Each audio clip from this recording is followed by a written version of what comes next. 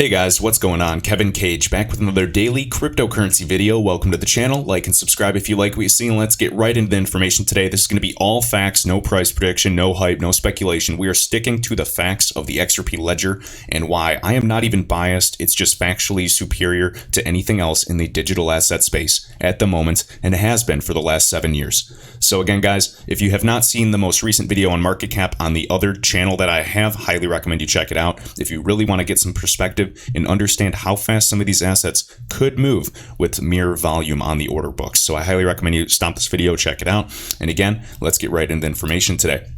So I want to start things off.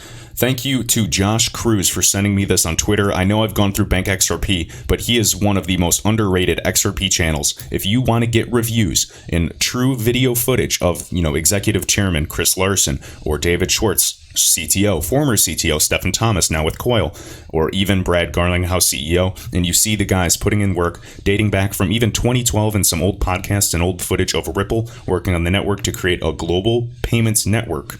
I highly recommend you just go through these videos, very underrated, and you guys want to get the information straight from the horse's mouth, no hype, no speculation, stick to the facts, and connect the dots like I do. Highly recommend you guys give this guy a subscribe. So, basically what this is we have Executive Chairman Chris Larsen talking back in the day at a conference, and they're discussing OpenCoin, and that is what XRP used to be called, or really the whole project. And now what ran on the Ripple network is what they called it were ripples, and now it's called XRP on the XRP ledger. Now, just to kind of give a quick synopsis of everything, we already know XRP, just like Bitcoin, it is a math-based currency. And essentially with the Ripple network or XRP ledger, they're creating global free payments to allow anyone to send payments between currencies that are basically instant and basically free, if you guys know how low the fees are. Now, XRP is multi-currency. There's no central authority. No amount of XRP can ever be changed by a person and sent over the network without any, and it can be sent over the network without any counterparty risk whatsoever. You send a payment, the distributed system goes through consensus. Once confirmed, the payment is completed, typically within 3 to 5 seconds, if not even shorter. Now, what's cool, and this is completely true and factual, always do your own research, but you can use the XRP ledger to send Bitcoin as well. Funny enough, it is significantly faster. Instead of waiting 10 minutes or 30 minutes or even an hour on the Bitcoin network if there's a lot of volume, you can send Bitcoin within 3 to 5 seconds on the XRP ledger. Literally send Bitcoin right off the Bitcoin blockchain to run right on the ledger, and boom, this is completely multi-currency. So in this video, he shows a few diagrams. Again, look, we have XRP, Bitcoin, you have the Swiss franc, you have the euro, various currencies, US dollar, Japanese yen, and you can send all of these and use XRP as the bridge asset intermediary for fastest transaction times.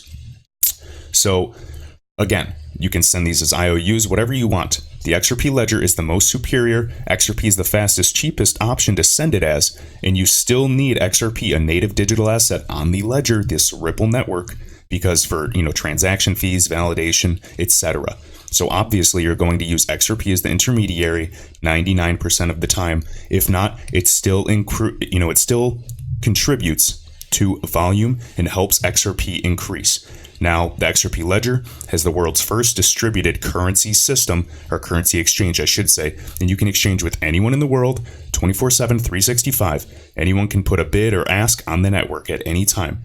Now, when you're sending XRP is the means of payment on the XRP ledger, you do not need pathways because it's the native currency. It's highly efficient, as I've said. If you send Bitcoin on the XRP ledger, it's a little different because you still need to determine and find a pathway. It still needs gateways, it needs pathways, and let me see, there's a clip. They're showing the network topology, and this is really, really cool.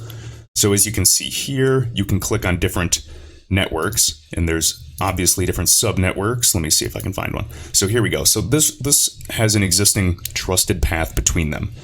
All right. So there's virtually infinite gateways and paths between these networks. Really like the internet. Networks within networks is, a lot of people define the internet. Now, today you have a trust path. So say these are two trusted networks. And obviously today with payment networks, you can make direct payments. What happens if you don't have a trust path? Well, right here, there's no trust path between these. And with XRP, you can still do confirm these payments with no direct path between two different payment networks today. That is interoperability. So with XRP, you can execute these payments Now, Chris Larson explains, this single-handedly is the biggest opportunity for XRP. It federates the payment systems of the world. Now, currently, back in 2013 when they were talking, this is open sourced. There are no fees to license the technology on the network, really trying to incentivize people to build upon this so that it develops its own value as well. Back in the day, they're always looking for gateway partners, software developers, you name it, and basically compares XRP like HTTP for money. This is the internet value, guys. Mic drop. I'll see you in the next video.